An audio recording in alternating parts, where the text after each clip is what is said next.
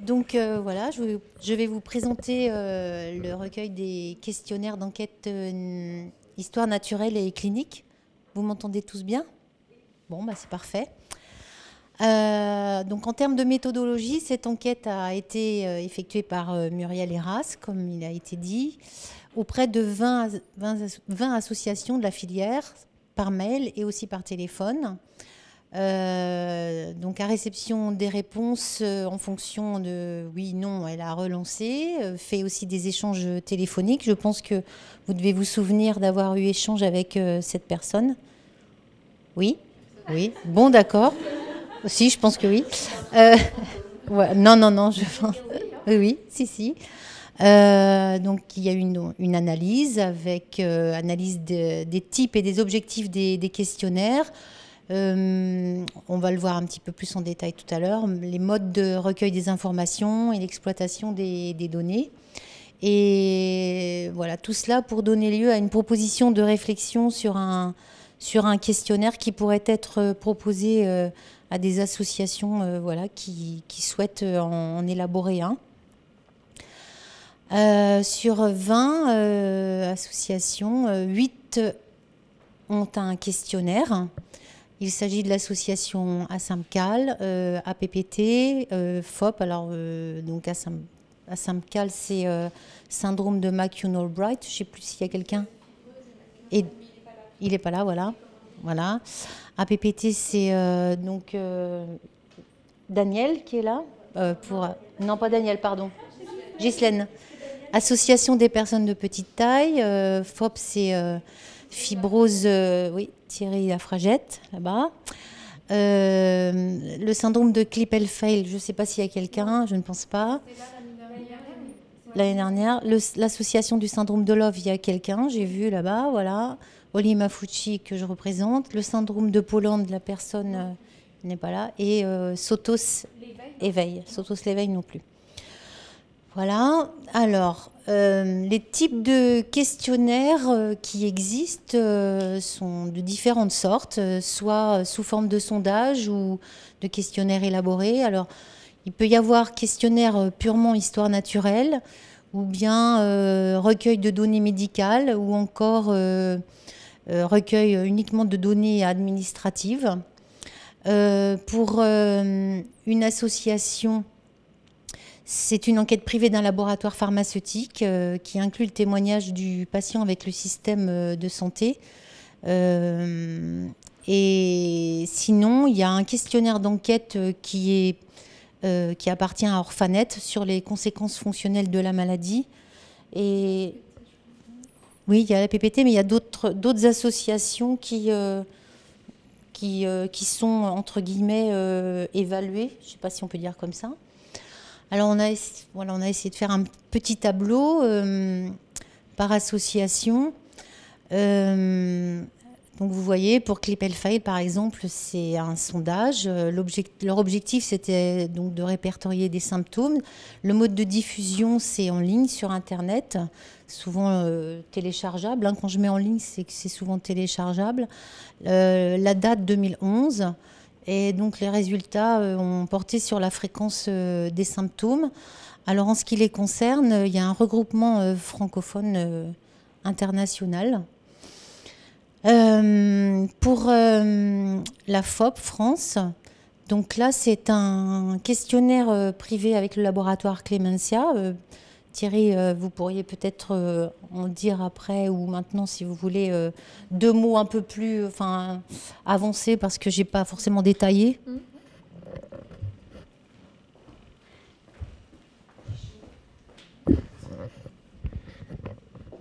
Oui, en fait, avec le laboratoire Clemencia, qui est un laboratoire de biopharmacie canadien, qui a racheté une molécule à la société Roche, cette molécule étant susceptible de pouvoir éventuellement freiner, voire arrêter les poussées de calcification de nos patients. Donc on a lancé avec la responsable Europe du laboratoire Clemencia, cette responsable est à Bruxelles. On a fait un petit tour de France, des malades volontaires, qui souhaitaient participer et répondre à ce questionnaire. Bon, ce n'est pas l'histoire naturelle, c'est le témoignage du patient sur la découverte de sa maladie, comment cela s'est-il passé, quel type de médecin, un médecin généraliste, un kiné, associé à cela, quels examens ont été pratiqués et quelle a été l'évolution de la vie du patient et comment s'est-il adapté à cette maladie qui, aujourd'hui, est encore orpheline de traitement. Voilà, je crois que c'est... Je crois que ce qu'on peut dire, c'est que ça s'appelle un projet narratif, comme appellation. Voilà, c'était juste pour dire le titre. Ça s'appelle un projet narratif, ce qui veut bien dire ce que vous avez expliqué. Merci. Voilà, ça me semblait important que tu puisses dire toi-même de quoi il s'agit. Merci. Et puis, ça montre aussi combien, voilà, par la suite, ça pourra être important de réfléchir pour ceux qui n'ont pas forcément un questionnaire, voilà, de penser à un questionnaire.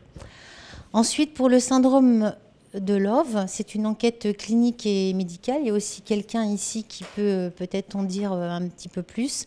Donc là, l'objectif, c'était d'avoir un répertoire européen. Ce qu'on peut retenir, c'est que pour l'instant, un questionnaire d'enquête circule Espagne, Italie, France, n'est-ce pas? Voilà. Et c'est donc en ligne. Alors, pour eux, la difficulté, c'est qu'il y a beaucoup de signes cliniques différents qui touchent, donc, on va dire, plusieurs choses. Hein. Donc, voilà. Donc, ils font partie de plusieurs centres de référence, pour le coup. Ce qui est intéressant, j'ai trouvé... est-ce que vous voulez en dire deux mots, madame ?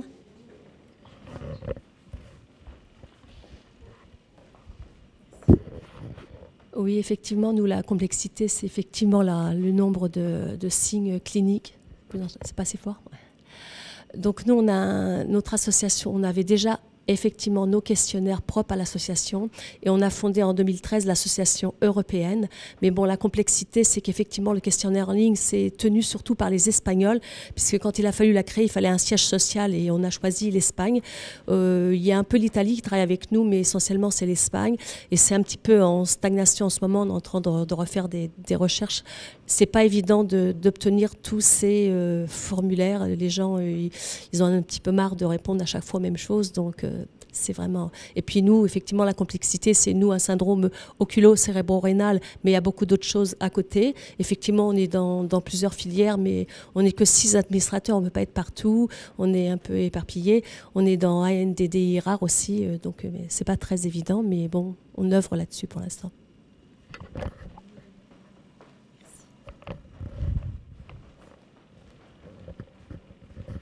Merci. En ce qui concerne le syndrome de McCune-Albright, donc c'est un questionnaire d'enquête,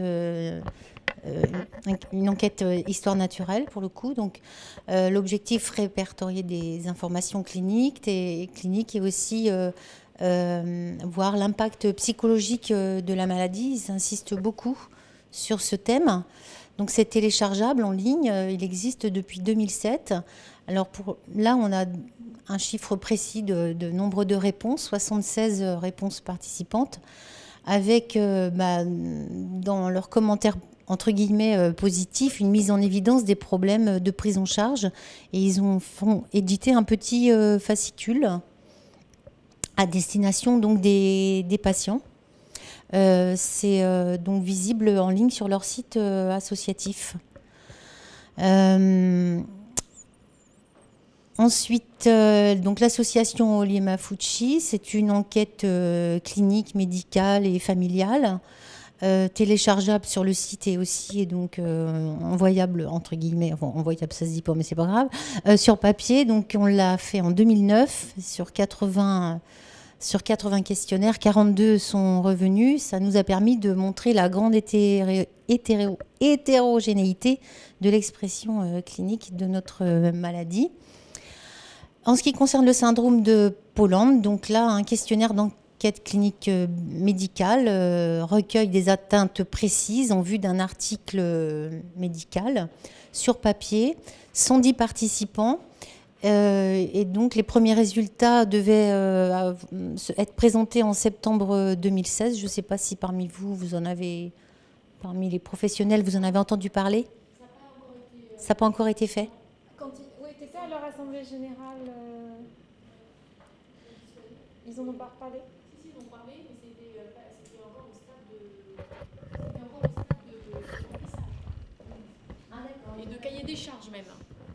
Ah oui. Donc c'est un projet, il est encore à son début.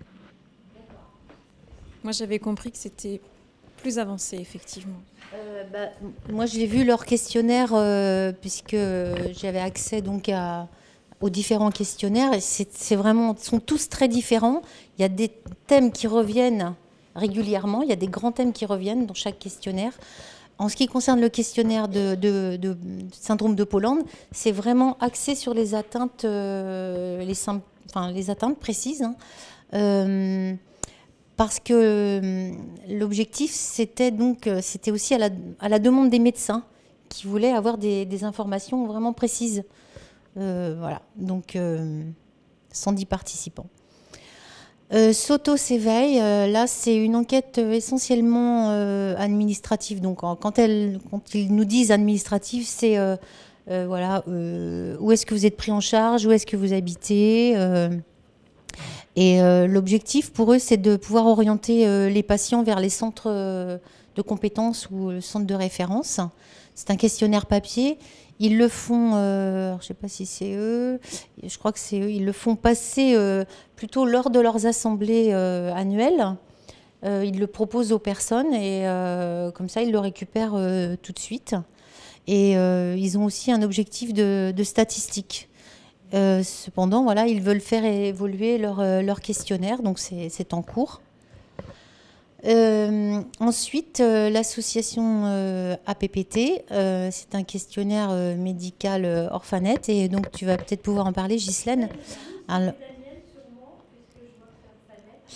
Alors c'est un petit peu plus complexe, si j'ai bien compris. Alors, je peux vous donner quand même quelques infos, du coup, si vous le souhaitez. En fait, ce questionnaire, il y a eu un très faible, un retour faible des patients parce qu'il s'adressait a priori plutôt aux professionnels de santé. Donc, les résultats, on peut a priori les voir sur Orphanet. Et le mode de diffusion, donc, c'était à renvoyer à un médecin responsable d'un site Cochin, du site Cochin, donc vous devez connaître. Oui ? Non ? Et donc il y a un questionnaire aussi qui avait été diffusé, un questionnaire de recueil de données médicales de la part de Necker, avec diagnostic suivi pluridisciplinaire. Mais voilà, a priori, un manque d'ergonomie du questionnaire, plusieurs pages, lourd à gérer, voilà. Ça n'a pas généré un retour conséquent de la part des patients. Mais c'est du passé, ça. Oui, c'est du passé, à revoir, à approfondir, voilà. Voilà, mais bon, ça a le mérite d'exister. Et en tous les cas, moi, je suis allée le voir sur Orphanet. C'est quelque chose de très, très, très dense et super détaillé. D'accord, bon, voilà. Bon, alors maintenant. Non, pas forcément. Non, pas forcément. Donc la question qui s'est posée, ou vous pouvez vous poser pour les associations qui n'ont pas de questionnaire, quel est l'intérêt d'en avoir un, d'en élaborer un? Voilà, c'est un peu trivial ce qu'on va dire, mais bon, mieux connaître l'histoire de la maladie, il faut en passer par là. Évidemment, connaître les caractéristiques cliniques, biochimiques, génotypes, phénotypes. Tout ce qui est génétique, c'est hyper important quand il y a la transmission. Et puis aussi, ça permet de détecter les besoins de soins spécifiques à la maladie pour pouvoir les porter à la connaissance du monde médical. et améliorer ainsi la prise en charge des patients. Et puis élaborer vraiment officiellement donc, des lignes directrices de pratique clinique et de guides de bonne pratique. Alors voilà, ce sont des questions qui peuvent être discutées plus en détail avec les professionnels qui sont ici. Je peux peut-être rapidement parler de notre petite expérience en 2008. Il s'est agi d'élaborer un petit questionnaire d'enquête clinique parce que, assez utopiquement, je pensais qu'on pourrait créer rapidement un registre de patients dans le but d'attraper un protocole de recherche. Mais alors, voilà, je rêve beaucoup. Mais c'est pas grave parce que, voilà, les choses avancent quand même. Donc, on a élaboré ce questionnaire avec le soutien de l'équipe de génétique médicale de Necker avec le docteur Martine Lemairer, et puis aussi Geneviève qui a contribué puisqu'elle nous a analysé les résultats et nous a fait une présentation aussi. Et sur 72 questionnaires envoyés, on a eu 42 réponses.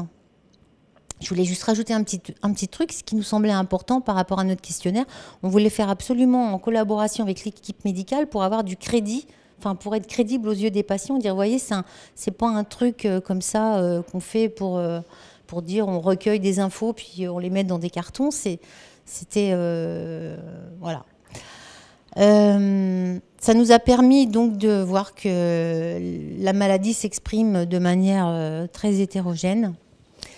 Et ce questionnaire, on continue de le proposer aux nouveaux arrivants.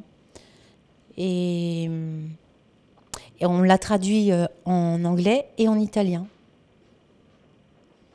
pour voilà, aider éventuellement les associations, une association naissante en Angleterre qui galère un peu. Puis après, pour s'entraider quoi, avec les Italiens, comme on communique bien, voilà, on l'a traduit en italien. Et du coup, l'association italienne l'a soumis à ses adhérents aussi ? Actuellement, je pense pas, non. Il y a quelques personnes, quelques familles qui l'ont en main, mais qui pour l'instant ne l'ont pas forcément plus rempli que ça ou donné à qui que ce soit. Mais comme il y a ce projet avec Luca San Giorgi d'un registre, donc je sais que ça commence à... Enfin, là, ils en sont dans des histoires de... confidentialité, enfin voilà, il y a tout ça aussi à gérer. Recueil des données anonymes. Et dans le même ordre d'idée, les données qui ont été recueillies par Olivier Mafucci, elles sont restées au sein de l'association, oui. Elles ont été transmises en fait, au centre de référence ? En fait, j'avais apporté mon carton ici, mais Martine Lemairer m'avait dit c'est peut-être mieux que vous le gardiez chez vous, donc il est chez moi le carton avec les questionnaires. Oui, on a fait l'analyse. Oui, je l'ai là d'ailleurs. Je peux me permettre une petite réflexion, mais que vous avez peut-être déjà... non. C'est juste... Hein non, sur les questionnaires, mais après. Non, parce que c'est d'abord la fin de... L'analyse. L'analyse, on ne sait pas. Tu voulais parler de l'analyse. Non, mais ça va illustrer trois choses. Ça va illustrer, le fait que quand on fait des questionnaires, justement pour l'exploitation, il faut que ce soit des données qui soient analysables facilement, donc avec des réponses qui soient exploitables sur le plan statistique. Petit 2, toujours se poser la question de l'objectif du questionnaire ou les objectifs. Et 3, vous l'avez cité, et ça a été probablement dit et redit, tout ce qui est confidentialité, parce que c'est des choses qui ont beaucoup de... Alors, aussi l'analyse des données, parce qu'on peut faire dire n'importe quoi aux données, donc pas de conclusion hâtive. Et enfin, la confidentialité et on l'a déjà dit plusieurs fois, c'est vrai que c'est une valeur énorme et qu'il ne faut pas galvauder tout ce travail qui a été fait par vous tous.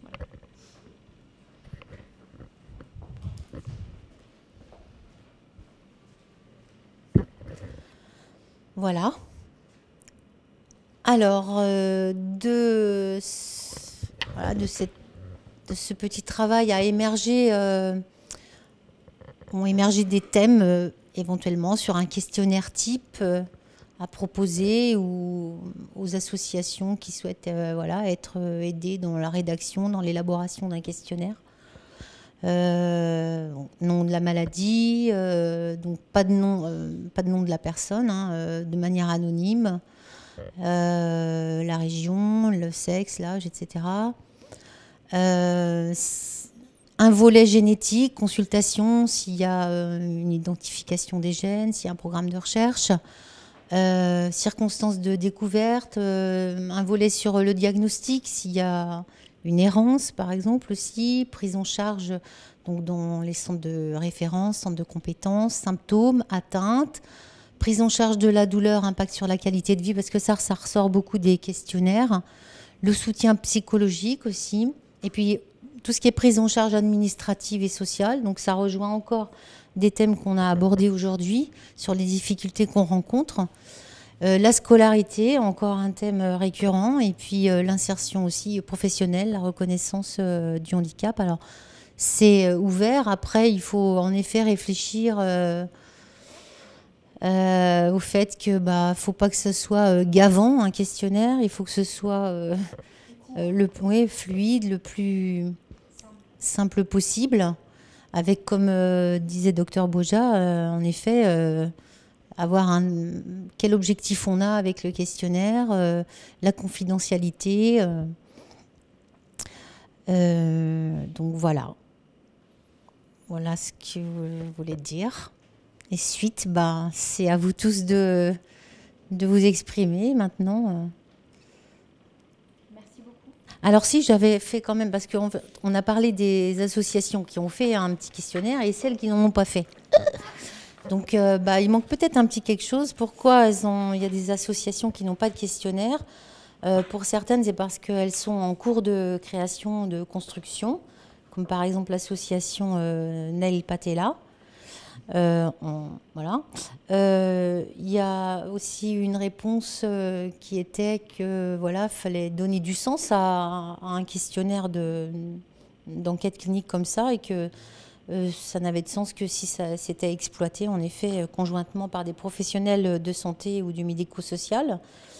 Et puis il y a certaines associations qui sont aussi, comme par exemple VML, Vaincre les maladies lysosomales, qui a répondu qu'ils étaient intéressés par tout ça, mais que de toute façon, ils avaient déjà une prise en charge au niveau d'enquête clinique dans le cadre de laboratoires pour des essais cliniques. Donc en fait, ils ne se voient pas refaire à côté un questionnaire au niveau associatif. Voilà. Est-ce que nous ne pourrions pas avoir un questionnaire commun pour la filière Oscar qui soit le même voilà. C'est un peu la proposition de questionnaire minimum. Hein. Voilà, oui, non, mais...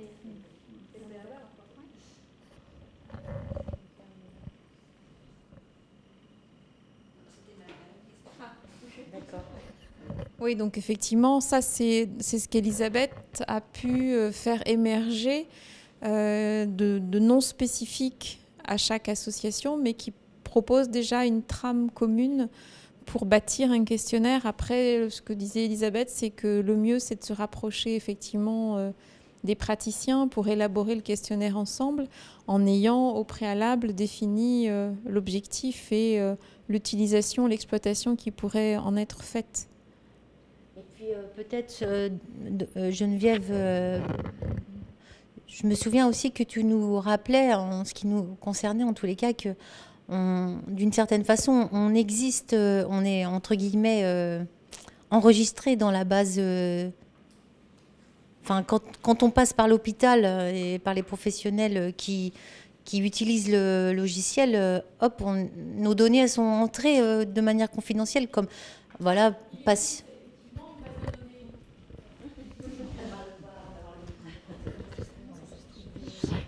Donc, comme vous le savez, il existe une base de données très simple qui a été développée par les centres de référence maladies rares. Donc lors du premier plan, les premiers enregistrements c'était 2007, et donc qui recense en fait de façon extrêmement simple les personnes qui consultent dans les centres maladies rares. Alors c'est à peu près la moitié des centres maladies rares aujourd'hui qui utilisent cette base de données SEMARA, et c'est très simple, c'est juste des données d'épidémiologie, donc nom, prénom, date de naissance, lieu de résidence, et puis le diagnostic ou les mots-clés descripteurs, mais c'est tout, il n'y a pas d'histoire naturelle. Mais comme on enregistre l'activité pour laquelle la personne vient, par exemple consultation, par exemple hospitalisation, avis d'expertise, consultation psychologue ou des choses comme ça, on a quand même une petite idée du parcours de soins. Mais c'est surtout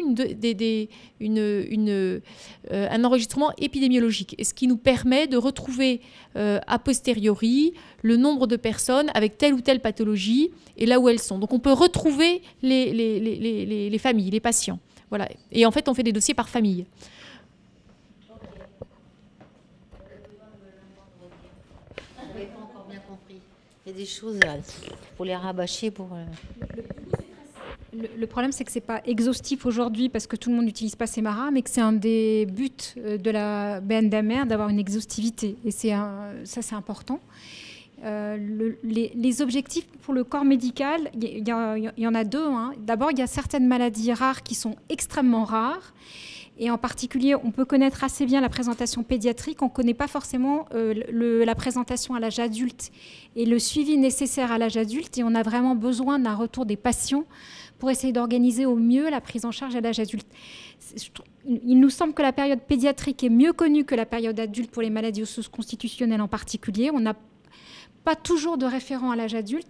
Et je pense que les référents adultes, ils ont un peu de difficulté parce qu'ils ne savent pas comment suivre leurs patients. Donc je pense que l'histoire naturelle, c'est un moyen déjà d'aider dans la connaissance de la période adulte. Et puis ça permet d'orienter les prises en charge.